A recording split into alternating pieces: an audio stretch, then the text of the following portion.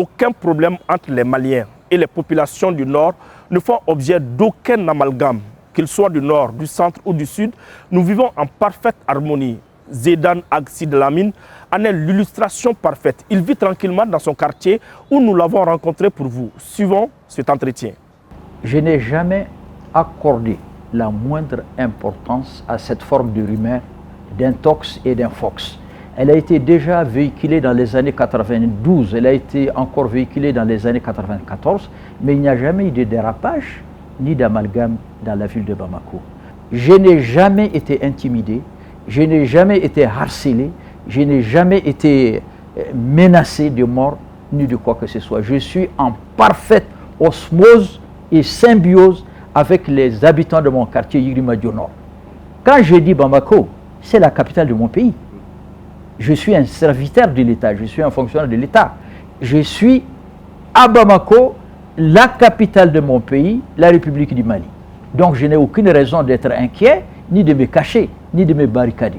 Les gens parlent, ils partagent les rumeurs. Je ne leur accorde aucun crédit.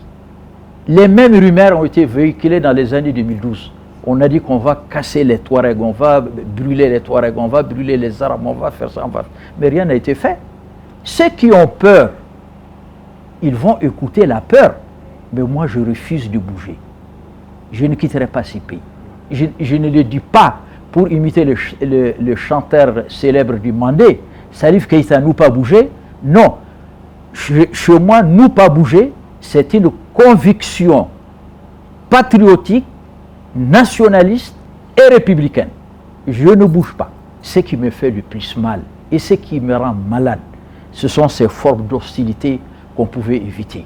Toutes les parties maliennes aujourd'hui en belligérance, qu'elles soient du côté du gouvernement, ou de la SEMA, ou de la plateforme, ou de l'inclusivité, si elles y sont, c'est quelque chose qu'on pouvait éviter.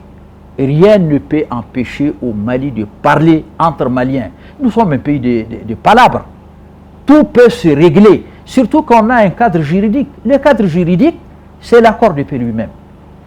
Je tiens à dire et répéter que la rétrocession des emprises de la MINUSMA ne peut être faite juridiquement qu'au gouvernement et à la République du Mali, parce que c'est sous l'autorité légitime. Donc il n'y a pas de débat sur les emprises. Maintenant, il appartient à un gouvernement qui veut rassurer, qui veut populariser la culture de la paix et des droits humains, qui veut faire régner l'ordre et la discipline, de trouver des formules intelligentes, comme a l'habitude de le dire le Premier ministre Shogel Kokala Mega, pour imposer la paix et faire la paix. Pas la paix des braves ou des perdants, la paix du Mali.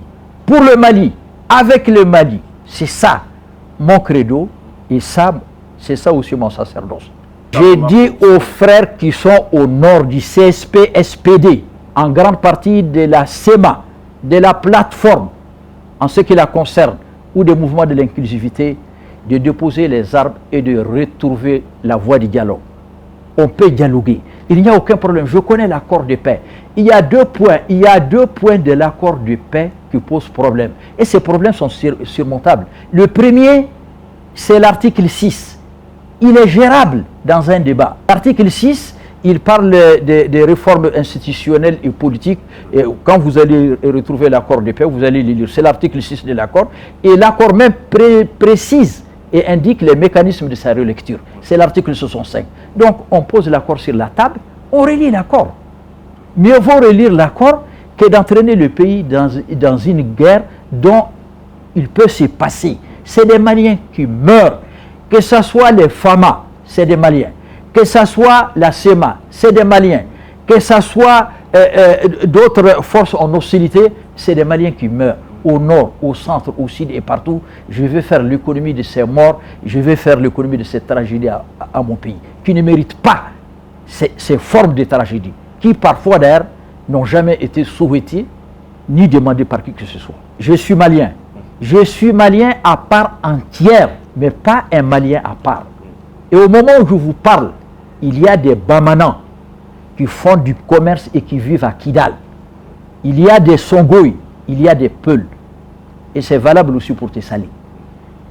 Les rumeurs des journaux l'intoxication débridée, intolérante, veut casser les ressorts civilisationnels de cette vieille nation. Mais ça ne marchera pas, parce que le Mali a des ressorts historiques, il a des ressorts culturels, il a des ressorts sociaux pour retrouver la palabre, pour retrouver la raison, pour retrouver la réconciliation. Nous allons sortir de ces hostilités et nous allons avoir une nation extraordinaire, une nation qui s'aime pardonnera toujours.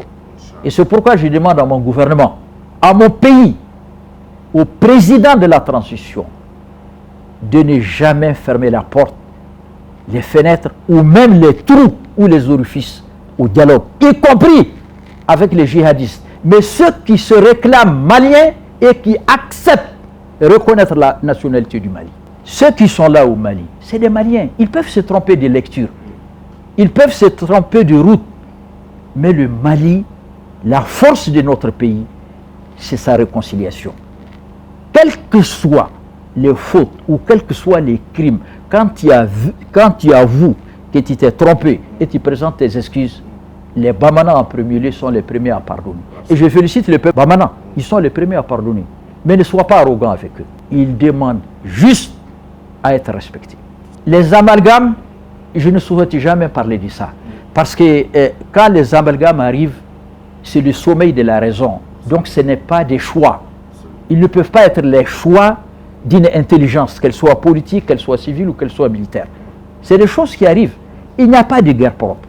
J'ai pris Allah subhanahu wa ta'ala d'inspirer nos dirigeants, d'inspirer nos chefs, d'inspirer les mouvements, toutes les parties signataires de l'accord pour qu'elles reviennent à l'accord. Je vais vous dire une chose, ce n'est pas un secret de polichinelle. Que ça durera 5 ans, 10 ans, 15 ans, on reviendra à l'accord de paix. Donc il faut économiser les morts et revenir très rapidement à l'accord de paix, sans délai. Sans délai, qu'on le regarde, qu'on le relise et qu'on dise voici l'option définitive et en marche pour sa mise en œuvre. C'est ça que je demande à mon pays, c'est ça que je demande aux partis signataires de l'accord de paix, à la médiation et à son chef de file d'Algérie.